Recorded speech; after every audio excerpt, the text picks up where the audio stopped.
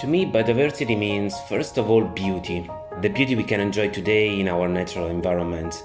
It also means surprise for the many evolutionary trajectories life took in the past. And finally, hope. Hope for the potential of future adaptation and evolution it represents. By quantifying genetic diversity in my research, I can, for example, identify populations which are unique for some particular adaptation and therefore may need special protection. Biodiversity is a source from where we can derive both inspiration and recreation. The ERGA initiative will contribute to building a shared future for all life by promoting deep knowledge of genetic diversity through genome sequencing, which can be used to aid conservation efforts of endangered species. Aristotle's catfish is a species endemic to northwest Greece and is threatened by habitat loss. When Aristotle first described this species, he was fascinated by its peculiar parental care system, where the male alone is a fierce protector of its young. The rapid loss of biodiversity means that we could be losing out on lessons that can be learned from nature, such as this one. I can't think of a more important question than solving and understanding the biodiversity crisis. This is essential for our own species survival. Reference genomes are great tools in biology research, but they are not the end and solution to the biodiversity crisis. We need more data and combined analysis to be able to rescue species.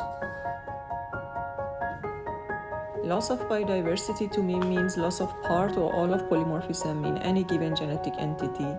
Our case study, Houtonia palustris, is an endangered aquatic plant which is heterostylous with two floral morphs in the population to promote outcrossing.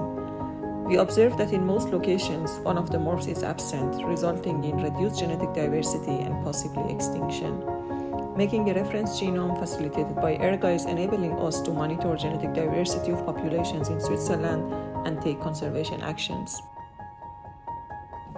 The Ferguson bergi is a good example of what can be called Europe's hidden biodiversity. Although it is a common species found in many places in Belgium, France, Germany and Luxembourg, people are mostly unaware of it as it is restricted to caves and springs. By sequencing its genome in the frame of the ERGA pilot project, I hope to bring this fascinating blind, cave-adapted species to public attention and as a result raise awareness about the importance of protecting underground biodiversity. The world is losing species and their habitats at an alarming rate, leaving many small and fragmented populations that are unable to recover on their own. Effective conservation is needed, and genomic tools have potential to revolutionize conservation management. More investment and support for research into emerging genomic tools for conservation is needed to prevent further biodiversity loss. ERGA can help with this. I have always lived close to the sea, in the span and contrast between sea and land, between marine and terrestrial ecosystems. In my regions, it is much the sea that feeds the land. I love this contrast, its diversity and splendidness. One of the species that quite literally feeds this intricate contact is the lesser sandy, being prey to other fishes, loads of seabirds, and being targeted by commercial fisheries. We want to know more about this small and humble fish that is of so immense ecological and economical importance, and its genome is a big step in this direction. This may help us to elucidate the interactions between the lesser sand eel and other species, giving us tools to improve the situation for nature, biodiversity, and ultimately help ourselves.